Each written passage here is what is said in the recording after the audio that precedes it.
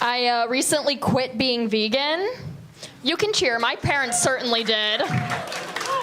My parents asked me, they're like, why'd you quit being vegan? You seemed very committed to it. Turns out the animals weren't really doing anything for me. Not without a little smear of peanut butter. I'm bisexual, not just a person interested in animals. And it's not just because I live in Brooklyn. I also lived in Seattle before that.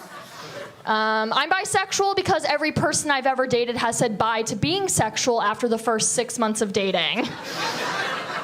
I am a gold star bisexual. You've heard of a gold star lesbian, a lesbian who never sleeps with a man, right? I'm a gold star bisexual, which means for every 5 men I date, I consider dating a woman.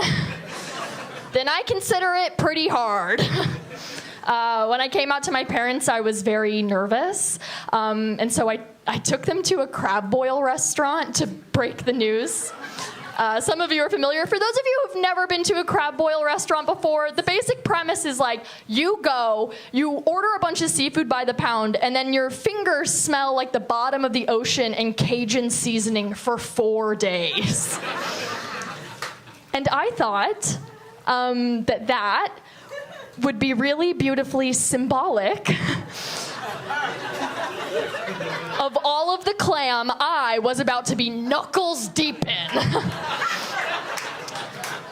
I want to say, thankfully, that symbolism went right over my mom's head. My dad is very sweet, though. He did pull me aside in the parking lot afterwards to have a heart-to-heart with me, and he was like, Lauren, I always knew we liked the same things.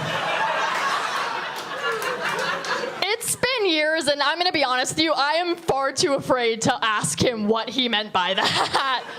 I have dated men. I have actually dated women, and people ask me, they're like, oh, well, what's the biggest difference between dating men and dating women? And for me, I feel like it's kind of boiled down to how they react during the breakup. For instance, when my ex-girlfriend and I broke up, we laid in bed, and we caressed each other's faces, and we cried, and we thanked each other for the opportunity to date one another. And when my ex-boyfriend and I broke up, he threatened to kill himself 3 times. And 2 of those times were via email that he signed best. I don't know how many like Gen Z and millennials are in the crowd, but a big thing about us is we don't really like coming off too serious in email. We send a lot of emojis that are inappropriately placed. Not to give notes on your suicide note, but I do think sincerely is the way to go for that one. I'm trying to date. I'm having a really hard time. I'm on the dating apps, but I'm not really like allowed to be there. There's a hit out on me. My ex-boyfriend, his best friend works for Match Group.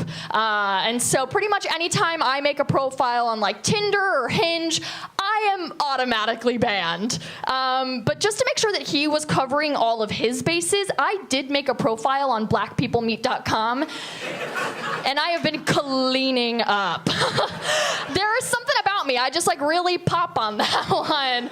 I was going to the gynecologist a lot last year.